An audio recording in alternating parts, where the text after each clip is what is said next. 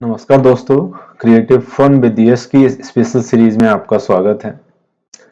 सो अब हम देखते हैं इसका फरवरी वाला पार्ट। फरवरी वाले पार्ट में जो टाइटल है वो दिया है साइक्लिक टाइम एंड रीइनक्रिएशन। इसका मतलब हुआ चक्रीय समय और पुनर्जन्म। इसमें बताया गया है कि आर्य ऋषियों के स्वास्थ्य के चक्रीय व गैर रेखीय पैटर्न और समय का तीर मतलब आगे भविष्य पीछे अतीत सिंधु घाटी सभ्यता की मोहरों में भी स्पष्ट है। इसमें एक चीज स्पष्ट कर देना चाहता हूं कि इसका हिंदू धर्म से कोई लेना देना नहीं है।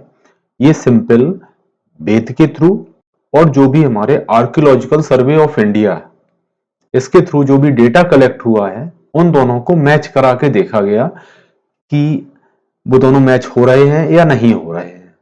तो सिर्फ आर्य ऋषियों के जो स्वास्थ्य के पैटर्न है, समय का तीर आगे भविष्य पीछे अतीत सारे एक दूसरे से लिंक हैं, ये सिंधु घाटी सभ्यता की मोहरों में भी स्पष्ट है। मतलब ये है कि जो वेद है हमारे वो कहीं ना कहीं सिंधु घाटी सभ्यता के आइकन से डेवलप किए गए हैं। उस टाइम पे जो मोहरें थी उनसे डेवलप हुए हैं और उनको उनका यूज किया गया है। तो उस सभ्यता से जो भी हमारा विकास हुआ होगा, जो भी सोच डेवलप हुई होगी, जो भी रिसर्च हुई होगी, उसके थ्रू ये डेवलप किए गए हैं। इसका उल्लेख ऋग्वेद 7वें मंडल में योग क्षेम स्वास्थ्य का उल्लेख है। ओके, इसके बाद इस कैलेंडर में लिखा हुआ है स्थान समय कार्य कारण की रचनाएं किसका आधार है? वैदिक धार्मिक आदर्श का आधार है। कार्य कारण का नियम एक सूक्ष्म क्रियाओं पर आधारित श्रृंखला पर आधारित है और एक व्यक्ति द्वारा कार्य के प्रवाह मूल्य की प्रतिक्रियाएं कर्मवाद मनाया गया है। स्थानांतर गमन और जन्मांतर के माध्यम से ब्रह्मांडीय स्तर पर आत्माओं की परिणामी पुनर्जन्म की एक श्रृंखला है। ऋग्वेद पुष्टि करता है कि जीवन सिद्धांत अग्नि की एक श्रृंखला वायु या सूत्र आत्मान के रूप में कई जीवन अपने अनुभवों के सूक्ष्म भंडार को लेकर भारतीय आध्यात्मिकता का सार अभ्यास नवीन जन्म का विज्ञान बताता है। मतलब ये पुनर्जन्म की थ्योरी को बताता है जिसका कि ऋग्वेद में तीसरे मंडल में 26.2 से लेके 7 तक इसका जिक्र किया गया है पुनर्जन्म का। यह सूक्ति है होने और बनने का शास्त्र है। मतलब होने का और बनने का, क्या आप हो रहे हैं और क्या बनना चाहते हैं उसका शास्त्र है। भाई इसको समझना बड़ा ही कठिन है, बट अगर आप इसको सीखते हैं तब तो फिर बहुत अच्छा है। भारतीय आध्यात्मिकता इसलिए रोग का निदान सूक्ति वापसी या निदान है गुरुवाद व अवतारवाद। भारतीय आध्यात्म का विज्ञानमय आधार यूरोपीय सभ्यताओं के लिए बिल्कुल नई सोच है। मतलब उनको तो कुछ पता ही नहीं ना इस बारे में, गुरुवाद अवतारवाद और होने बनने भारतीय आध्यात्म इनसे उनका क्या लेन देन है। उनके यहाँ तो सीधा सिंपल सिस्टम था कि देखो और समझो। सेकेंड वर्ल्ड वॉर के पहले जो भी वेस्टर्न जो भी डॉक्टर थे वो ब्लड प्रेशर के लिए सिंपल एक काम करते थे, जब किसी का ब्लड प्रेशर बढ़ा हुआ हो ना तो उसकी नस काट दो। मतलब उनका सिंपल मतलब था कि अगर ब्लड शरीर से बाहर निकल जाएगा तो ब्लड का प्रेशर कम हो जाएगा। हमारे यहाँ पे चिकित्सा शास्त्र में ये सब चीजें पहले से पढ़ाई गई हैं, लेकिन बात वही है कि हमने 1000 साल की गुलामी झेली है। तो गुलामी जब जब कोई व्यक्ति गुलाम है, पूरा समाज गुलाम है, तो वो क्या प्रोग्रेस करेगा? मतलब 1000 साल में हमारे में तो कोई प्रोग्रेस हुई नहीं। अगर कोई बोलता है कि आयुर्वेद में क्या रखा है, तो आयुर्वेद 1000 साल से तो ठप पड़ा हुआ है। अभी अगर देख लो तो कितने लोग आयुर्वेद में एक्टिवली काम कर रहे हैं। रामदेव पतंजलि योगपीठ काम कर रहा है, उसके रिसर्च पेपर पब्लिश हो रहे हैं, बहुत सारी चीजें, लेकिन लोग भरोसा नहीं करते हैं। अब करते हैं नहीं करते हैं वो अपनी खुद की मर्जी है, इसमें किसी का वो नहीं है। और मैं ऐसा नहीं बोल रहा हूँ कि रामदेव सही है या गलत है, मैं बस ये बोल रहा हूँ कि जो कुछ काम करना चाहता है उसको प्रोत्साहन करना चाहिए, इसमें कोई गलत थोड़ी ना है। ठीक है, ये उनके लिए बिल्कुल नई चीज थी। यह पश्चिम देशों मध्य एशिया में कहीं भी नहीं मिलता है। तो अगर आर्य वहां से आए थे तो फिर वो अपनी थ्योरी को इंप्लीमेंट करते, लेकिन उन्होंने ऐसे तो कुछ हुआ नहीं है।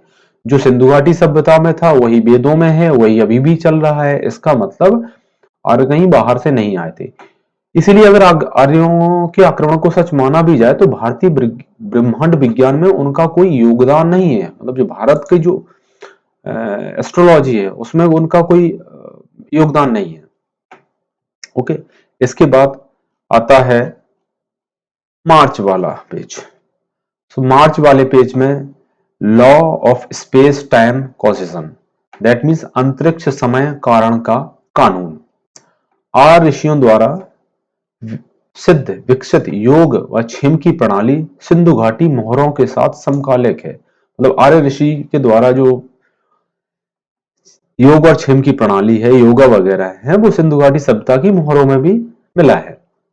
ऋग्वेद 10.167.1 में योग क्षेम विशालय कर्मा का उल्लेख है।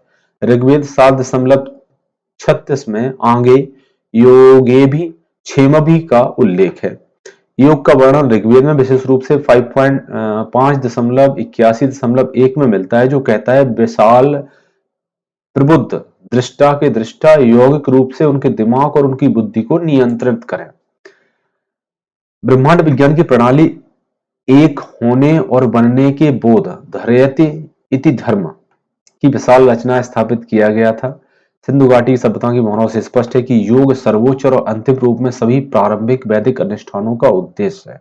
ओके, योगा कितना इंपॉर्टेंट है, जिसको हम योगा हिंदी इंग्लिश में योगा बोलते हैं, वो योग जो पुराने ऋषि मुनि कहीं पेड़ों से चिपके रहते थे, कहीं कहीं चिपके रहते थे, उन्होंने जो डेवलप किया हुआ है उसको रामदेव ने एक सिंपल फॉर्म में कन्वर्ट कर दिया। ओके, उनके पास दो सूत्र हैं, चिंतन ध्यान उच्चतर का आंतरिक सूत्र, अंतरिक्ष समय कारण को पार करने के लिए उत्तोलन जो है योग समाधि। जो इसे प्राप्त करता है वह योगी है और यह कृष्ण है। मतलब इसको कृष्ण से संबोधित किया गया है, कृष्ण पक्ष। योगी की वापसी का सूत्र, मतलब जब कोई योग में लीन है उसके बाद उसकी वापसी का सूत्र लाता है सर्वोच्च ज्ञान, जहां से यह शुरू हुआ है, यह है क्षेम या तंत्र, जो हासिल करता है महायोगी। जैसे महात्मा बुद्ध क्या किया था? महात्मा बुद्ध एक पेड़ के नीचे बैठे, तपस्या करी, तपस्या नहीं करी, ज्ञान प्राप्त किया। ज्ञान प्राप्त कैसे किया? एनालिसिस के थ्रू। कैसे? योगा के थ्रू। सात ऋषि सप्त ऋषि एक दूसरे और उच्चतम स्तर के अग्रदूत हैं। यह शुक्ल सफेद है, शुक्ल पक्ष, मतलब ये शुक्ल पक्ष को दर्शाता है। विज्ञानवादी नींव की ऐसी प्रणालियां यूरोप काकेशस के आक्रमणकारियों के लिए अज्ञात थी।